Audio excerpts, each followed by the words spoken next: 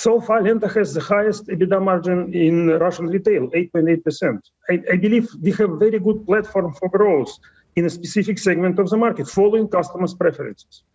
Alexey, I want to ask you about a new trend that has opened up during this pandemic, the thirst for convenience, much smaller basket sizes of deliveries, more frequent deliveries as well. In the past, we were talking about moving food sales online, and we've certainly seen that shift away from not just these high-priced baskets that all the retailers want, but to this middle end as well, with these micro-fulfillment centres that a lot of big retailers are rolling out.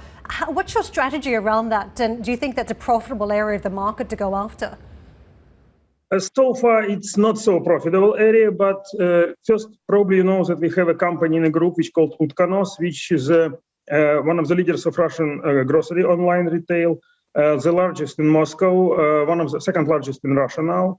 And we believe that we could, through the combination of Lenta and Utkanos, make very good offering online. I fully agree with you. Customers are moving more and more online, but it's so far relatively tiny fraction of the market, but growing. And we believe that we should pay very high attention to this in our strategy of Lenta.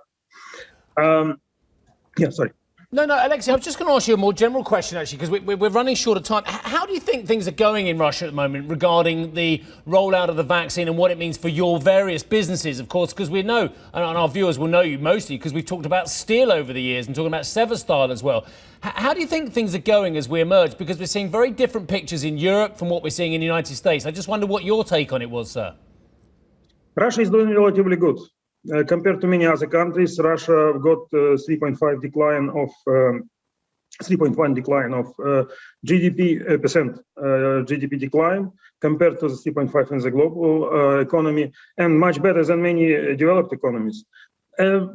Probably because of the structure of national economy, we don't suffer so much in medium and small size enterprises, which contribute small share in the GDP of Russia. All in all, Russia is doing relatively well. We see much more declining numbers, much lower numbers of infected people every day in Russia. It was twice more just a couple of months ago. Now we have less than 10,000 for 146 million of Russian population, which seems to be relatively not okay, but better than before and better than many other countries.